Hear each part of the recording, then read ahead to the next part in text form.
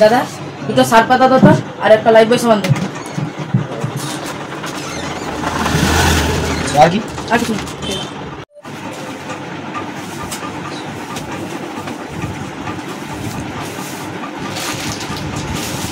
দাদা আমি উঠালবো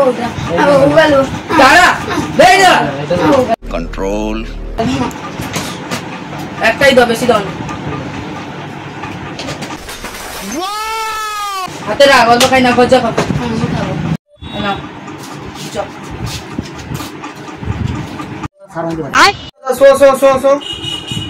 কিটা হইলো আবার? আমার গান্ধী দাদু গাটা ধুয়ে দিয়েছে টিটা, ওই জন্য আমাকে সাবান আর সারটা আনতে পাঠাইছে।